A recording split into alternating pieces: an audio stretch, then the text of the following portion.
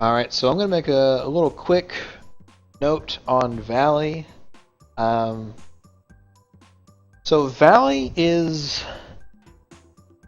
an interesting stage because we don't...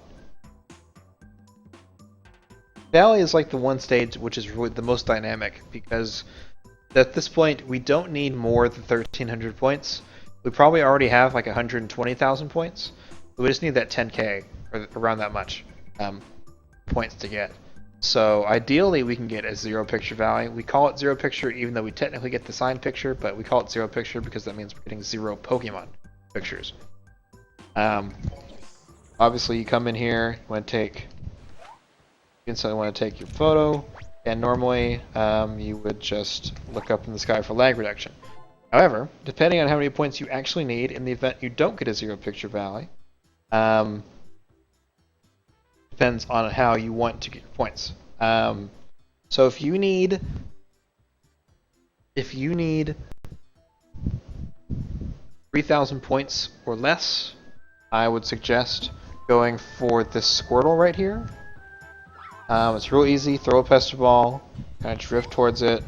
Boom. That's an easy 3,000 points. If you need a little bit more than that, like 5,000, I'm going to take a look over here.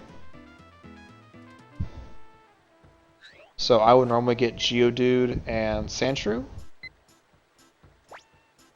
Now this Geodude here is worth about 2,500 points. Then if you throw an apple, the Sandshrew, it'll jump in the air and you'll get that one. And that one's worth like 3,700. So combine that one with Geodude, that's about 6,000 points. Combine that with Squirtle, and you're already at almost 10,000. Now, if you need more than 10,000, let's take a look here. Just zoom up. They're gonna do their thing. We gotta end up hitting both the Geodudes off the top, and then get this Graveler as soon as he comes down, and you get Sandslide. Let's take a look at how many points we get. On the N64 version, Gyarados lags the game a lot, so if you don't have to get Gyarados, don't do it. It's just a rule of thumb. It's worth like 3,500, almost 4,000 points. You get a good one, but it's not worth it because you don't need it. Same as Dragonite. Dragonite is slow, and it's not really laggy, but it just takes a lot of effort to get it. But it's worth... The maximum you can get is 4,600, so it's pretty good, and it's fairly simple to get a good point count on it.